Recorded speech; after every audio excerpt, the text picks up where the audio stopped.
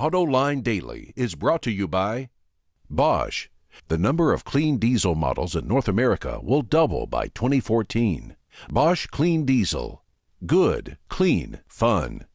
Bridgestone. Your journey, our passion.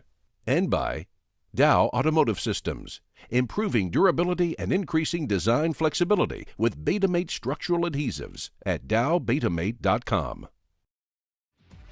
Welcome to Autoline Daily for March 20th. I'm John McElroy, and here's the news.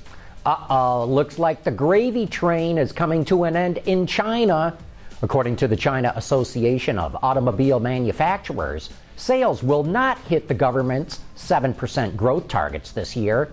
They may increase by 5%, which would be a healthy increase in any mature market, but that represents a remarkable slowdown in China. But here's the real eye-opener. The waiting lists for luxury cars have evaporated, and the German luxury brands are panicking.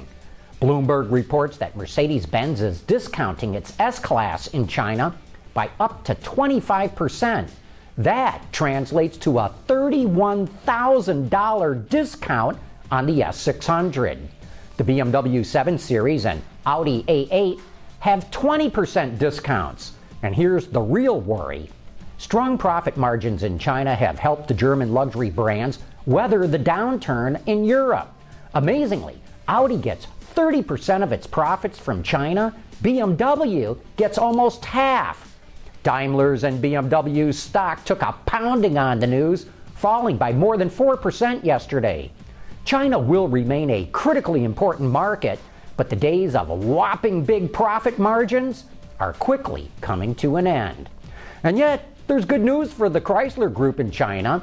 Even though the Chinese government is clamping down on foreign automakers and does not want them expanding their manufacturing capacity, the president of Guangzhou Automotive, which has a joint venture with Fiat, says it is perfectly legal for it to build vehicles from the Chrysler Group.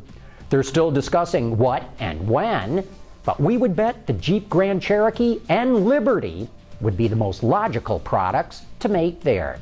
And speaking of the Chrysler Group, Dodge is introducing a new version of the Durango SUV. No, it's not some luxury trim. This one is for real work.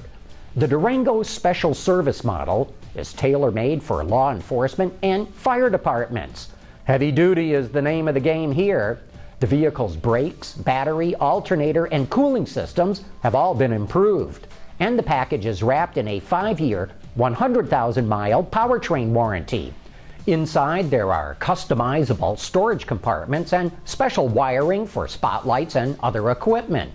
Dodge is taking orders for the Durango Special Service model right now, and delivery should take place in the second quarter of the year. Hey, remember that we showed you Ford's redesigned Tourneo van a couple of weeks back? Well, here's an interesting factoid. Tourneo is actually an internal name that Ford has used for decades to designate people-hauling van. I don't know the origins of the term, but I think they first started using it in Germany back in the 1960s. Hey, it's just part of our effort to keep you as the best-informed audience in the business. A few weeks back, the Fisker Karma made headlines when Consumer Reports bought one and it promptly broke down during the magazine's testing. Well, they got the car fixed and now the magazine has its first driving impressions. They liked the styling and the interior design, but were not impressed with driving it.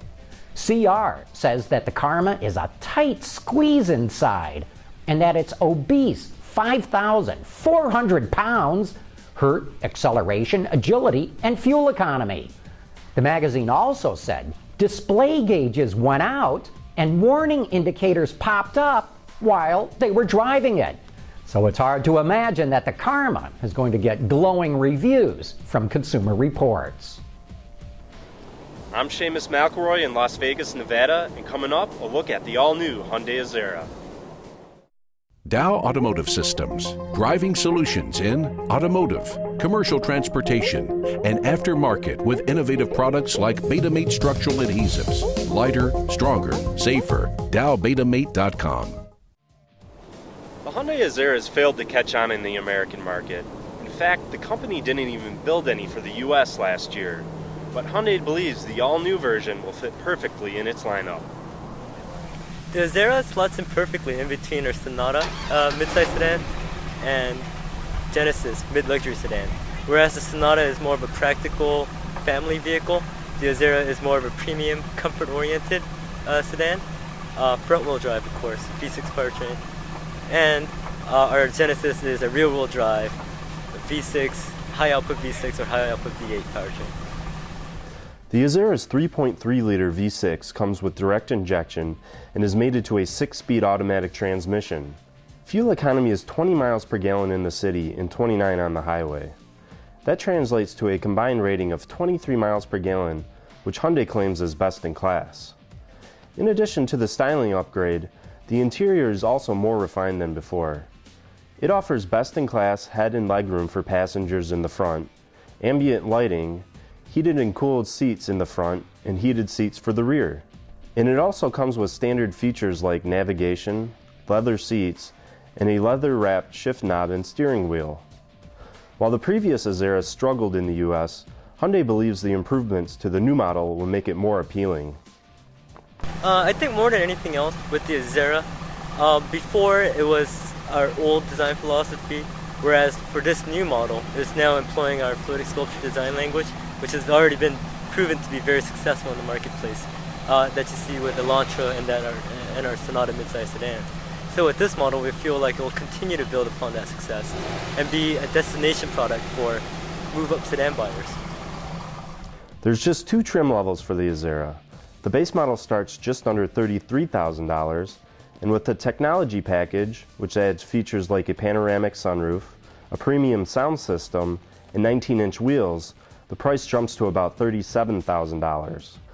The Azera is a nice car and is definitely an improvement over the previous model, but it's in a competitive segment, so it'll be interesting to see if it can continue Hyundai's recent success. Man, it is just amazing to watch Hyundai crank out so many new products year after year. Anyway, that wraps up today's show. Thanks for watching. We'll see you tomorrow.